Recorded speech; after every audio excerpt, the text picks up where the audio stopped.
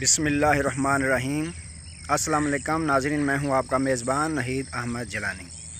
ناظرین کرام، آپ کو جیلانی جی یوٹیوب چینل اور فیس بک پیج پر خوش آمدید۔ ناظرین کرام، امید کرتا ہوں آپ اپنے اہل و عیال کے ساتھ جہاں کہیں بھی ہوں گے باخیریت ہوں گے، خوش بھی ہوں گے اور محفوظ بھی۔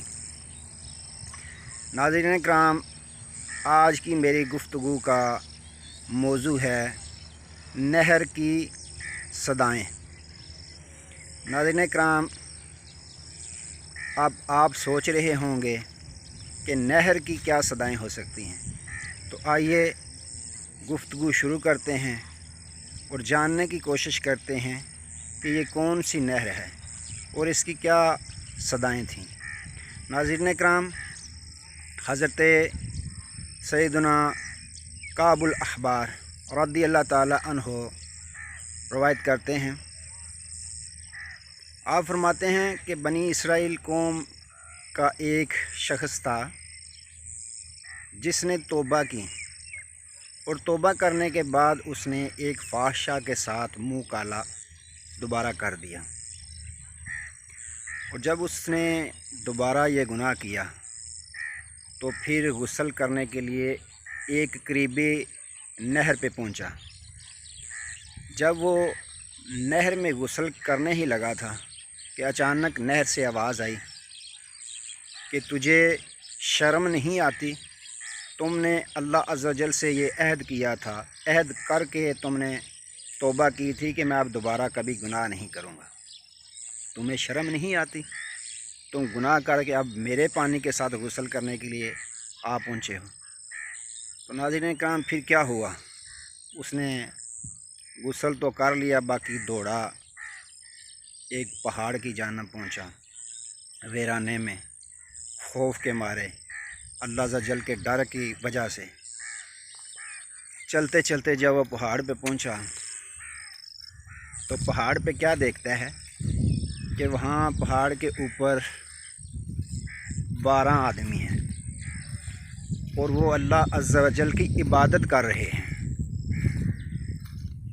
جب اس نے دیکھا کہ وہ اللہ کی عبادت میں مصروف ہیں تو وہ بھی ان کے ساتھ اللہ عز و جل کی عبادت میں مصروف ہو گیا۔ سبحان اللہ۔ ناظرین کرام، عرصہ گزرتا گیا، وقت گزرتا گیا کہ ایک دفعہ کیا ہوا کہ جس جگہ پر وہ 12 آدمی اور ساتھ یہ بھی تھا اللہ عز و جل کی عبادت میں مشغول رہتے تھے، اس ایریے میں قحط سالی ہو گئی۔ پھر انہوں نے فیصلہ کیا غذا حاصل کرنے کے لیے شہر کا رخ کریں۔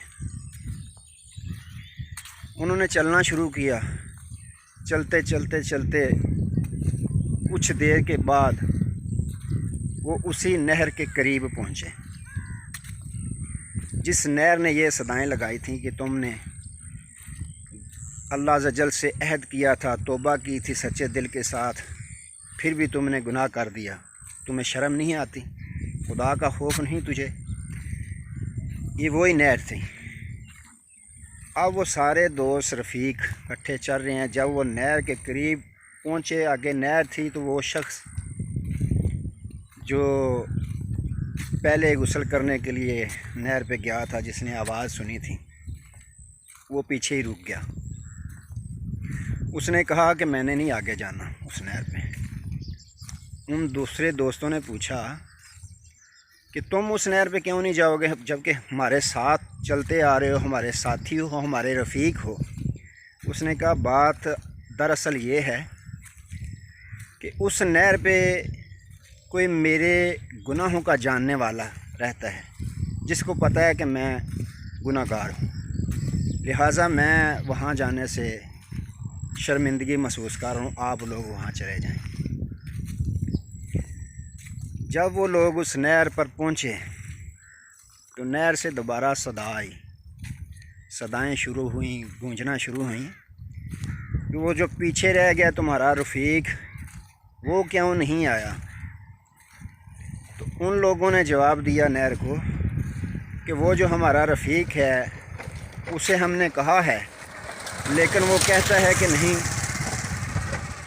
اس نہر پہ میرا کوئی جاننے والا ہے جو میرے گناہوں کے متعلق جانتا ہے، لہٰذا میں اس سے شرم محسوس کر رہا ہوں، میں اس نہر پہ نہیں جاؤں گا۔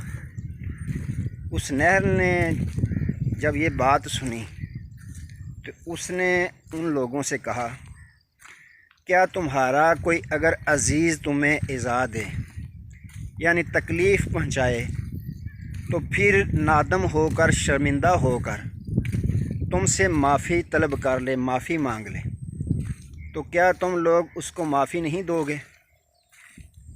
جب ان لوگوں نے یہ بات سنی تو انہوں نے کہا، بالکل ہم اگر جب وہ نادم ہوگا، ہم سے معافی مانگے گا تو ہم اسے معاف کر دیں گے۔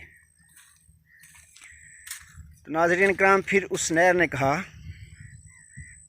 کہ اس نے بھی پہلے گناہوں سے توبہ کی تھی، پھر دوبارہ اس نے گناہ کر دیا، جس کی وجہ سے اللہ عز و جل کو اس نے ناراض کر دیا، لیکن اب اس نے دوبارہ سچے دل سے توبہ کر لی ہے اور اپنے گناہوں سے سچے دل کے ساتھ تائب ہو گیا ہے، اب وہ نیک عمل کر رہا ہے، لہٰذا اس نے اپنے اللہ کے ساتھ صلح کر لی ہے، اور اللہ عز و جل نے اس اپنے بندے کے ساتھ صلح کر لی ہے، لہٰذا تم جاؤ اور اپنے رفیق کو ساتھ لے آؤ اور اسی میرے کنارے پہ تم اللہ عز و جل کی عبادت کیا کرو۔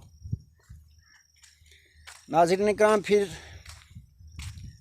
وہ واپس گئے، جا کر اپنے رفیق کو خوشخبری سنائی کہ تمہارے اللہ نے تمہیں معاف کر دیا ہے اور اللہ عز و جل نے تم سے صلح کر لی ہے، لہٰذا تم اب اس نہر کے کنارے ہمارے ساتھ رہ سکتے ہو، عبادت کر سکتے ہو۔ جب اس شخص نے سنا تو اللہ کا شکر ادا کیا اور ان کے ساتھ اس نہر کے کنارے پہ عبادت کرنے میں مشغول ہو گئے۔ وقت گزرتا گیا، ایک دن آیا کہ اس شخص کا انتقال ہو گیا۔ نہر نے صدا لگائی کہ اس شخص کو میرے ہی کنارے پر دفن کرو، ان لوگوں نے، اور میرے ہی پانی سے اس کو نہلاؤ۔ سبحان اللہ۔